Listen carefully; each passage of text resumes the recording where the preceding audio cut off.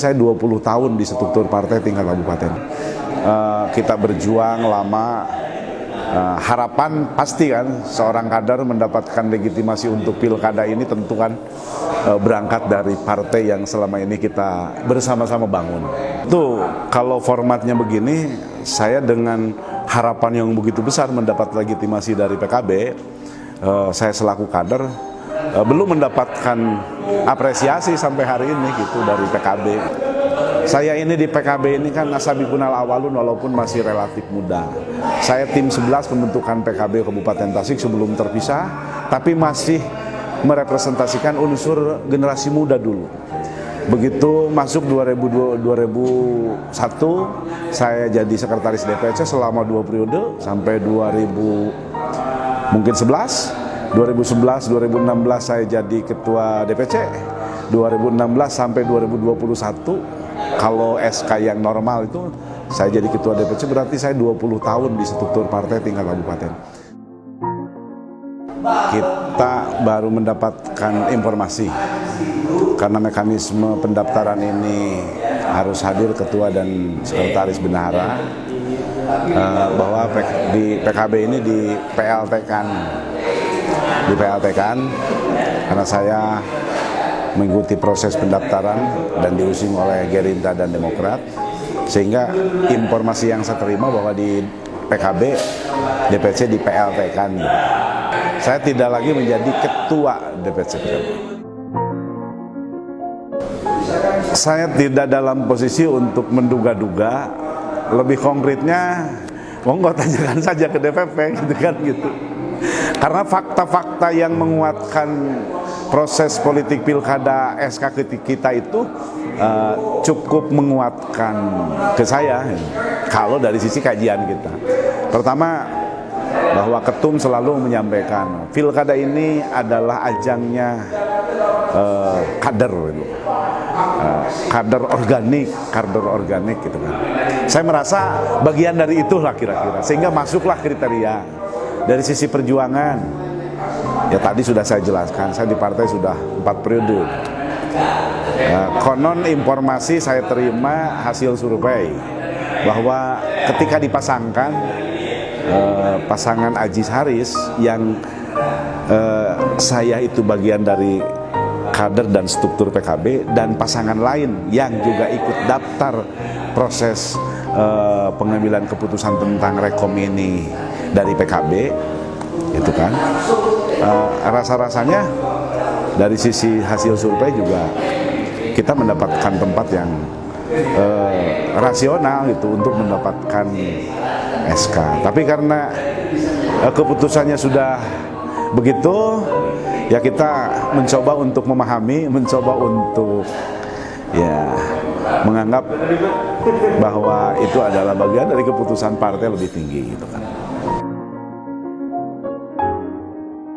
Kita tidak tahu alasannya apa, yang jelas paling tidak sebagai bentuk kedewasaan saya sebagai kader PKB gitu kan, menghormati keputusan itu.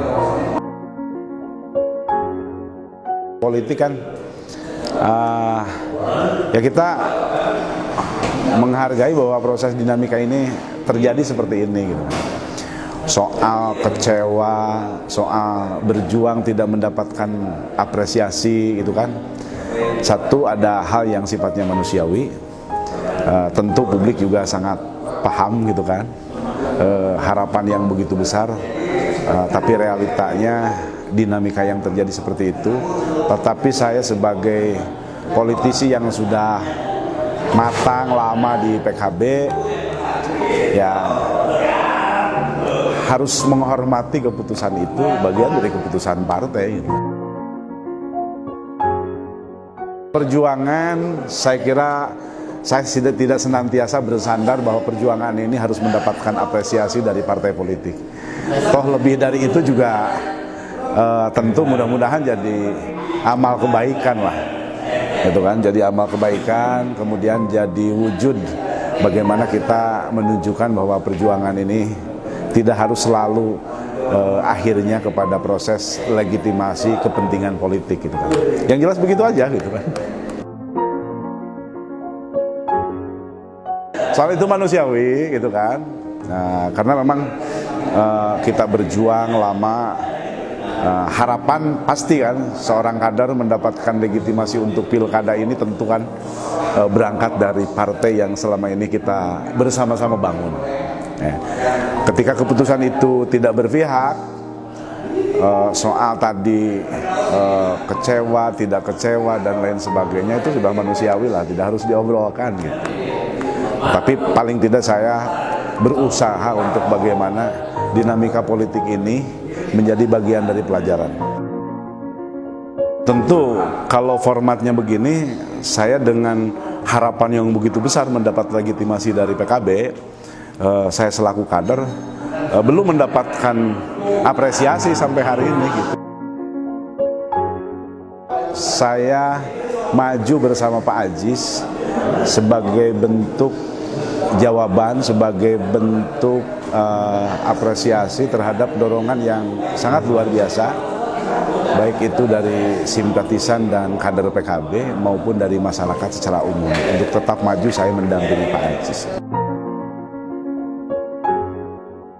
Saya jamin 80% masih ikut kita. 80% kekuatan PKB ini masih bersama Aziz Haris. Struktural dan kultural. Struktural, kultural, basis gitu kan. Kenapa? Karena alasannya tidak serta-merta saya kira arah politik itu bisa dipindahkan begitu saja. Kenapa? Saya ini di PKB ini kan asabiqunal awalun walaupun masih relatif muda. Saya tim 11 pembentukan PKB Kabupaten Tasik sebelum terpisah, tapi masih merepresentasikan unsur generasi muda dulu. Begitu masuk 2001, saya jadi sekretaris DPC selama 2 periode sampai 2011, 2016 saya jadi ketua DPC, 2016 sampai 2021. Kalau SK yang normal itu saya jadi ketua DPC, berarti saya 20 tahun di struktur partai tingkat kabupaten. Betapa hubungan emosional itu kan sudah terbangun begitu lama gitu kan. Dan hari ini wujudnya kan kelihatan. Hampir mayoritas PAC ini hadir menghantarkan saya gitu kan. Itu wujud bahwa soliditas ini terbentuk sudah lama, bukan semata-mata hari ini gitu kan. Yang harus kita ajak, kita paksa gitu kan, mengantarkan. Dia berbondong-bondong untuk mengantarkan saya. Itu adalah ya apresiasi kepada kawan-kawan. Soliditas ini terbangun bukan hanya soal pilkada hari ini, itu sudah sangat lama. Oleh karenanya maka saya optimis kekuatan basis PKB 80% masih akan memilih Aziz Haris. Sementara kita berbicara soal aktivitas lah, itu belum kita bisa jawab hari ini gitu kan. Yang jelas saya akan tabarukan saja di Nahdlatul Ulama.